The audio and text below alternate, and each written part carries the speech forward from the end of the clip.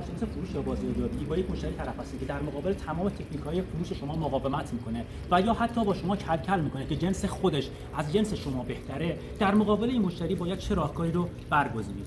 به گفته برخی از اساتید و صاحب نظران قسمت فروش، شما باید از تکنیک بازاریابی منفی استفاده کنید.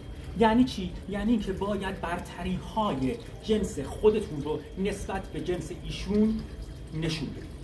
به عنوان مثال فکر کنید شما دارای چنین ویلایی هستید و میخواید ویلای خودتون رو به صاحب ویلای بغلی غالب کنید. یعنی چی؟ یعنی که بگید بیا ویلای ما رو بخر. شما چی کار میکنید؟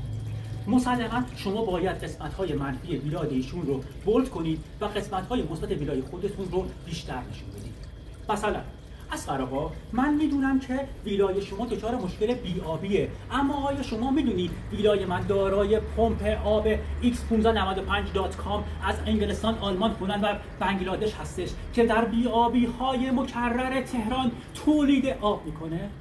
اصغر آقا، شما میدونی و من هم میدونم که خانوم شما سر همین جریان بی‌برقی ویلای شما از شما طلاق گرفت، اما شما میدونی ویلای من 1995 میلیون سلول خورشیدی در تمام رفتار خودش داره که وقتی که برق تهران دچار مشکل میشه وزیر نیرو به من زنگ میزنه و از من برق کرایه میکنه و از من برق میگیره.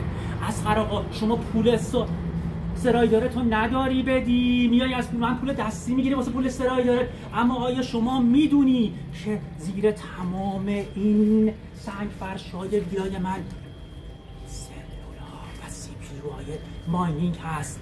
اصغر آقا، به کسی نگو، فقط اینو تو میدونی، من میدونم و ایلان ماسک.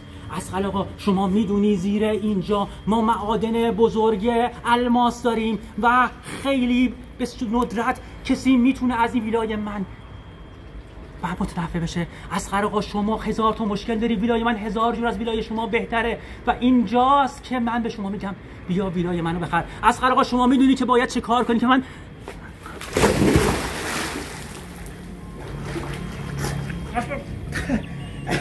اصغر آقا ببین، حتی ویلای من برگ دیتولیات خدا لعنتت کنه.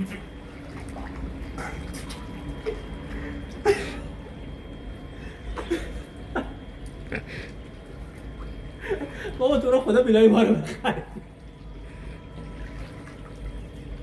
کات بده دیگه، لعنتت کنه.